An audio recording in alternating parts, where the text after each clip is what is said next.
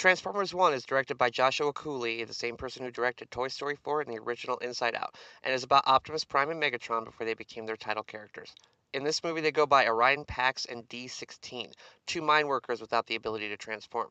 Once these two get the attention of the leader of the Transformers, Sentinel Prime, voiced by John Hamm, they set off on an adventure that shows how the factions of Autobots and this are created. I will try to review this movie from the perspective of a child and an adult. From the child's viewpoint, this movie is fast paced, funny, colorful, and it introduces people to the key players in Transformers and delivers the goods with comedy, action, and fan service. I'm sure the number of callbacks in this movie will please the adults, and the kids will like the comedy and the adventure everyone gets up to. From an adult perspective, your mileage may vary for anyone with care for Transformers, whether the original show from the 80s, the live action ones, or anything in between. I have a very close relationship with Transformers, but comparing it to the old stories can only get me so far. Nice animation that flows well, and the fact that everything is weightless fits in with the theme of Transformers, since they've always been able to fly and maneuver so fast that it borders on the ridiculous. But since this is animated, it works. Chris Hemsworth voices Orion Pax, and does a Chris Hemsworth job, if that makes sense. It's acceptable for what it is, but I'm sure anyone under the age of 10 is going to miss Peter Cullen, who voices Optimus Prime. I know I did. Brian Tyree Henry voices D16, and does an acceptable job as well. He has a smooth enough voice that you believe that he and Optimus are friends, but that leads me to my first movie. He doesn't have enough menace in his voice when it is required. Megatron has always had a very raspy but conniving voice, and there isn't enough of that in this portrayal, unfortunately. But it's not a deal breaker. For anyone who knows the lore of Transformers, we know that at some point these two characters will become mortal enemies, and showing them together is fine, but they lay out the friendship on very thick in the first half, to the point of almost seeing the bleeding heart overwhelmingly. But once the second half starts, they ease off of that, and thank goodness they do, because it was getting suffocating. Keegan Michael Key voices B, or Bumblebee, and he is the comedy of the movie. They have him as an obnoxious character that is talking to trash robots he created and cracking jokes quite a lot.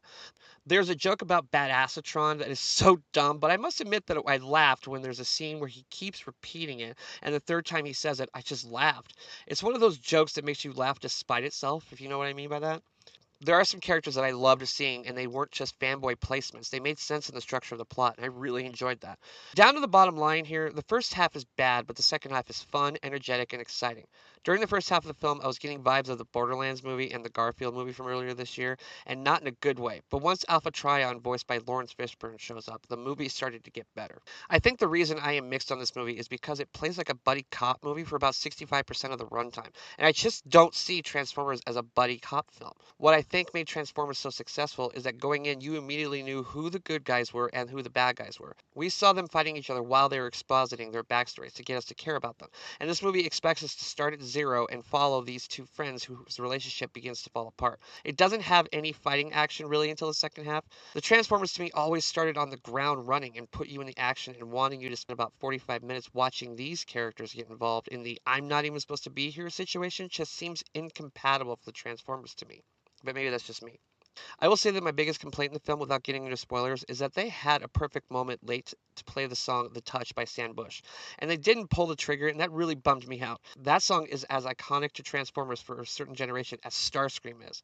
They missed a great opportunity, instead chose a terrible song to go over the end credits. Oh god, this song is not very good at all, guys.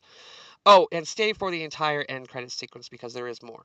Overall, I like this movie because of the exciting second half, some of the comedy working despite it being eye-rolling, and nice visual look.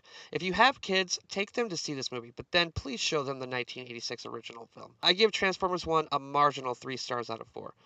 Thanks so much for watching. What do you think of the new Transformers film? Please let me know in the comments. Please make sure to like and subscribe, and until next time, I am Ghost.